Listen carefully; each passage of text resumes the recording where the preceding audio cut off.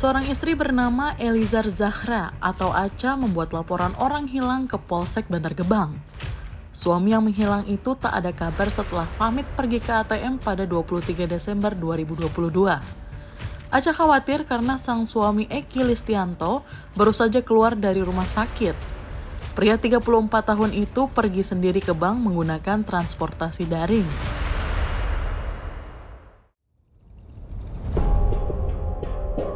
Kamis 29 Desember 2022, sekitar pukul 11 malam, anggota Resmob Unit 4 Polda Metro Jaya menindaklanjuti laporan orang hilang dari Polsek Bantar Gebang.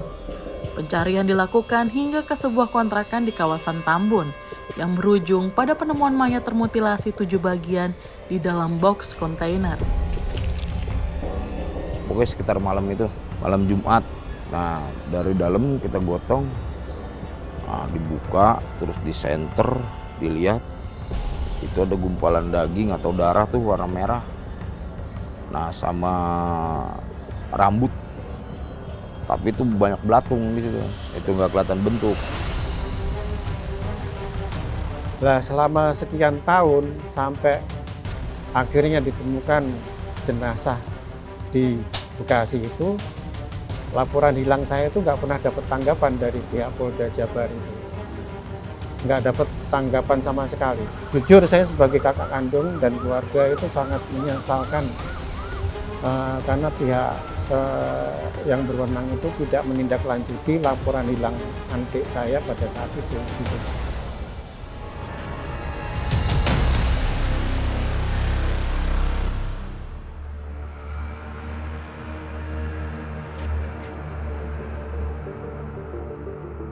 Korban mutilasi itu adalah Angela Hindriati Wahyuningsih atau biasa dipanggil Angela atau Ati. Wanita berusia 54 tahun ini pernah bekerja sebagai editor di Femina dan terakhir ia bekerja di sebuah perusahaan waralaba ternama. Pada 2013, Angela resmi bercerai dengan sang suami. Lalu pada Mei 2018, ia harus kehilangan anak sematawayangnya, Anna Laksita, yang meninggal di usia 15 tahun akibat jatuh dari lantai 33 di apartemen Rasuna, Jakarta Selatan.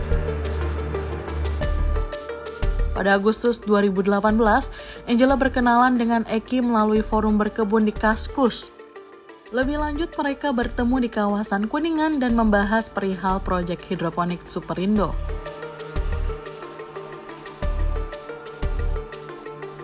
Singkat cerita, hubungan mereka semakin dekat. Lalu pada Mei 2019, Angela mengundang Eki untuk menghadiri peringatan 1 tahun kepergian sang anak. Sebagian kerabat menyadari bahwa pada saat itu Eki hadir. Tak berselang lama, pada 24 Juni 2019, Angela bertugas ke Bandung. Menurut keluarga, sejak saat itu tidak ada kabar lagi dari Angela. Angela menghilang.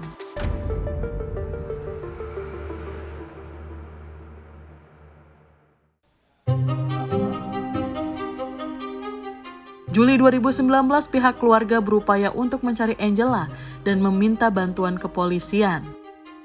Nah, terus semenjak saya dapat laporan dari kantor Superindo kalau adik saya itu udah nggak ada kabar sekitar 1 minggu.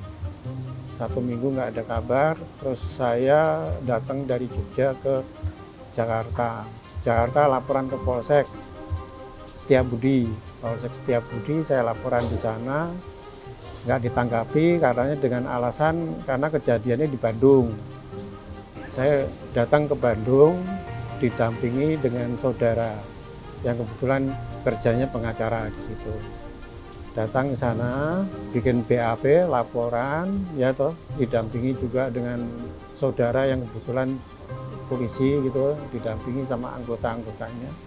Sana udah laporan gitu aja. Lah selama sekian tahun sampai akhirnya ditemukan jenazah di Bekasi itu, laporan hilang saya itu nggak pernah dapat tanggapan dari pihak Polda Jabar itu.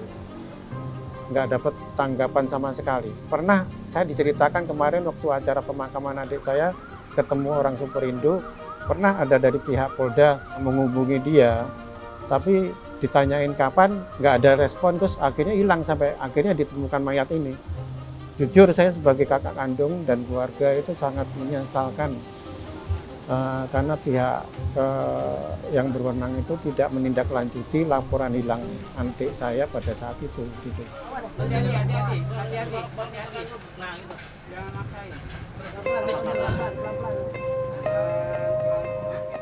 Selain itu, keluarga pun berusaha mencari kontak dan menemui Eki. Akhirnya pada 15 Juli 2019, keluarga Angela bertemu dengan Eki di stasiun Gambir, Jakarta Pusat. Sebab Eki mengatakan bahwa dirinya tinggal di Bandung dan hari itu ia harus balik ke Bandung.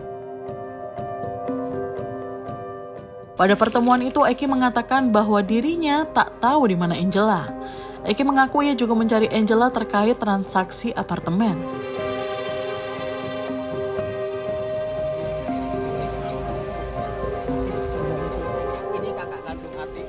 Kita coba-coba tuh nggak mau ketemu, akhirnya mau ketemu tanggal 15 Juli 2019.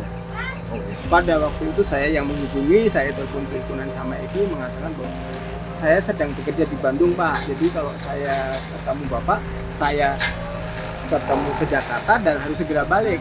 Jadi gimana ketemunya? Kamu tentuin, aku ikutin deh. Di Gambir semua. Disitulah kita kerja, kita coba pengen tahu di mana Ati dan sebagainya. Dia menjawab dengan sangat tenang bahwa kalem sekali anaknya, mengatakan bahwa saya juga sedang mencari Ati dalam kaitan saya mau membeli apartemennya. Nah, sehingga akhirnya membeli apartemen itu ada buktinya, itu bukan bukti jual beli di bawah tangan, bukan notaria. Saya cek ke kakaknya Turyono itu, ini tanda tangan bukan, ini kayaknya dipalsukan. Nah, tetapi itu statement yang harus dibuktikan secara forensik kan gitu ya. Nah, tetapi itu dugaan juga. 2 tahun berlalu, kepergian Angela terungkap. KTP milik Angela ditemukan di dalam kontrakan Eki bersama jasadnya yang sudah tak bernyawa dengan cara di luar nalar.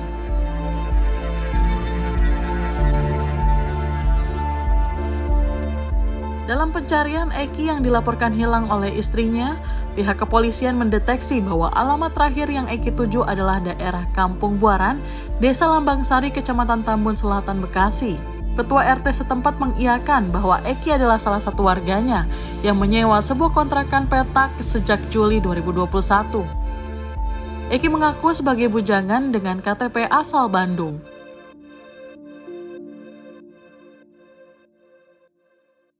Selanjutnya, dengan bantuan pemilik kontrakan, pintu kontrakan Eki dapat dibuka dan dilakukan penggeledahan. Nah, pas giliran dibuka itu nggak ada hawa bau sama sekali. Ini kosong, maksudnya si pelaku itu nggak ada di sini, gitu. Ini juga pun tertutup rapat. Nah, pas giliran kita buka bareng-bareng, ini ruangan ini ada 3 sekatan. Nah, baru menuju kamar mandi. Nah, itu ada bak kontainer, ada 2 disusun. Nah, itu dilakban rapi, kemasannya pun rapi. Itu di atasnya ditaburin kopi. Dan kamar mandi pun itu, kamar mandinya itu nggak pernah dipakai sama sekali kayaknya tuh. Itu pun kamar mandi nggak basah, tapi berdebu. Itu kering, berdebu. Sedangkan gayungnya itu dipakai buat asbak, buat taruh tempat puntung rokok sama tempat buat bakar obat nyamuk. Jadi kita buka itu baunya obat nyamuk bakar. Dari penggeledahan, polisi dan ketua RT menaruh curiga pada box kontainer yang berada di kamar mandi. Alhasil, pihak kepolisian mengambil langkah untuk memeriksa isi box tersebut. Itu dibuka, itu dalam satu box itu ada beberapa susun plastik sampah atau plastik polybag yang hitam itu. Itu pun plastik polybag itu sampai 3 lapis atau 4 lapis. Itu biar nggak tembus, rapet. Nah, satu kantong plastik kita buka karena izin kan sama anggota. Nah, dibuka terus disenter, dilihat itu ada gumpalan daging atau darah tuh warna merah. Nah, sama rambut, tapi itu banyak belatung di situ. Itu nggak kelihatan bentuk. Itu daging apa atau itu ada cairan sampai netes. Itu dibuka pun baru hawa. Di situ ada, di dalamnya ada tanah sama kopi, tuh. Mungkin cairan-cairan kimia.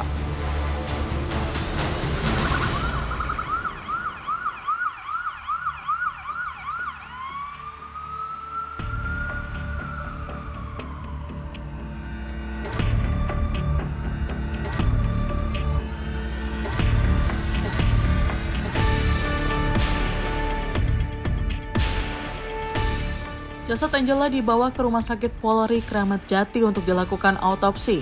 Hal ini guna mencocokkan DNA korban dengan identitas yang ditemukan di lokasi. Polisi juga melakukan pembongkaran makam atau ekshumasi milik anak Angela, yaitu Anna Laksita Lealoha di TPU Kampung Kandang Jagakarsa, Jakarta Selatan pada 5 Januari lalu, guna mengumpulkan sampel DNA untuk diuji dengan jasad korban mutilasi. Menurut polisi, Angela dibunuh pada November 2021 dengan cara dicekik lalu dimutilasi.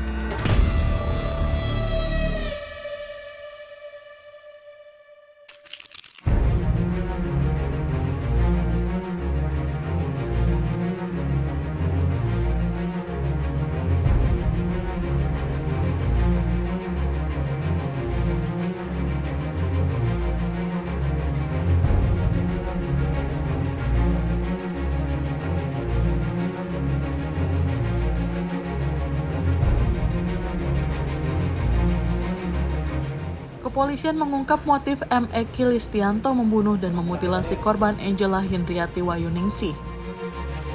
Eki mengaku Angela mendesak Eki menikahinya, namun Eki masih memiliki istri. Namun hingga kini polisi belum bisa menjelaskan di mana Eki memutilasi korban, termasuk cara Eki menyembunyikan mayat korban sambil berpindah tempat. Saya kira salah satu hal yang menyebabkan orang memilih mutilasi, dan kalau dalam kasus Eki ini kemudian dilanjutkan dengan tidak dibuangnya jenazah tersebut adalah confidence, ya, yakin, ya. Nah, maka kemudian dia merasa tidak perlu membuang karena dia merasa bahwa ngapain harus saya buang, karena dengan begini saja saya sudah tidak akan ketahuan sebagai pembunuh dari Angela, kan gitu. Jadi confidence.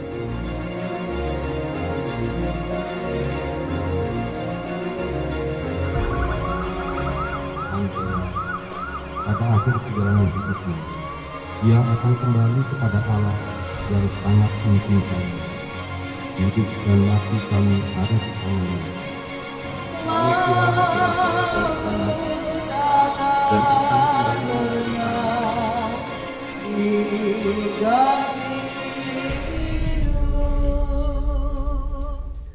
Setelah kenal pelaku, terus kok adik saya mendadak tahu-tahu hilang setelah bekerja di Bandung, dapat tugas di Bandung dari itu yang nyari saya itu. Saya pribadi itu saya yang nyari itu. Itu saya cek CCTV, katanya kalau udah lewat 2 minggu, itu kebetulan udah lewat 2 minggu ya, CCTV-nya udah kehapus, udah hilang. Terus saya minta bantuan ke Polda, saya bolak-balik sebulan ada kurang lebih itu. Nah, Polda Metro dari Resmob 4 mengabarkan kalau ini adalah si pelaku bercerita sebenarnya ini masalah adik saya menuntut untuk dinikahi, jadi efeknya asmara. Nah itu saya membantah keras masalah kayak gitu. Karena apa? Karena semenjak adanya berita kehilangan adik saya itu secara berurutan itu adanya perampasan hak milik apartemen di Taman Rasuna dengan dengan cara yang tidak benar gitu.